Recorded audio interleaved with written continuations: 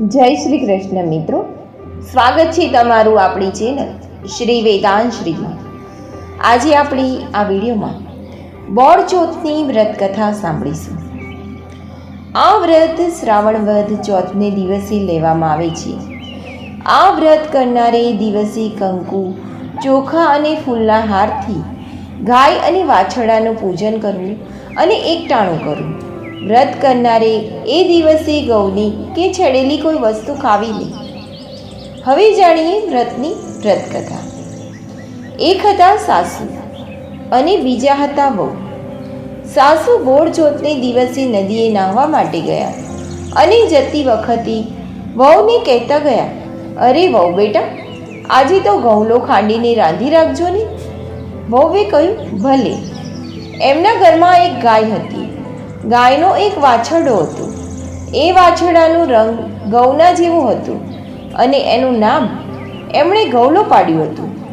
વહુએ તો આ ઘઉંલા નામના વાછરડાને ખાંડલીમાં ખાંડ્યો અને હાંડલામાં નાખીને ચૂલે રાંધવા મૂક્યો.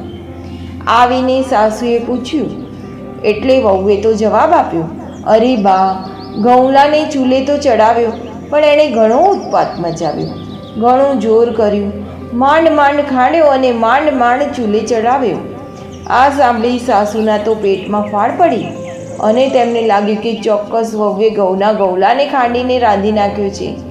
એને ગેરસમજ થઈ છે. સાસુએ જ્યારે સાચી હકીકત જાણી ત્યારે આભી જ બની ગઈ. આજે તો બોળ ચોથ હતી. ગામના લોકો વાછરડાની પૂજા કરવા આવતા જ હશે અને હવે એ સૌને શું મોઢું બતાવીશ. સાસુએ તો ગૌલાવાળું હાંડલું ટોપલામાં મૂક્યું અને વહુને માથે મૂકીને ગામની બહાર ગયા અને હાંડલો ઉકરડામાં ફેંકી દીધું અને ઘરે આવીને સાસુઓ અંદરથી ઘર બંધ કરીને છાના માના બેસી રહ્યા.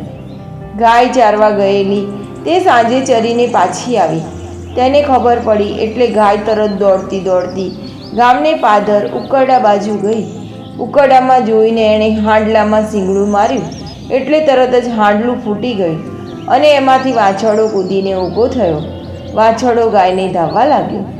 આ બાજુ બધા વાછરડાને પૂછવા માટે સાસુ વહુને ઘરે આવ્યા તો ઘર અંદરથી બંધ. બધાએ બારણું ખખડાવ્યું પણ ઘર અંદરથી ઉઘડે નહીં. એવામાં ગાય અને વાછરડું ઘરે આવ્યા અને વાછરડું ગાયને ધાવવા લાગ્યું. એટલે એક ભાઈએ કહ્યું, અરે બારણું તો ઉગાડો, આ તમારો વાછરડો ગાયનું બધું દૂધ પી જાય છે. સાસુ વહુએ બારણાની તિરાડમાંથી જોયું તો ખરેખર ગાય ઊભી હતી અને વાછરડો ધાવતો હતો.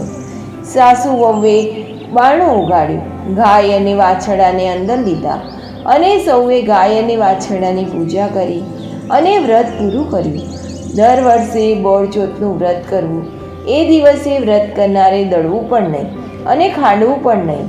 આ વ્રત કરનારને આ વ્રત ગોરાણીની માફક જ પડજો. જય બોળ ચોથ.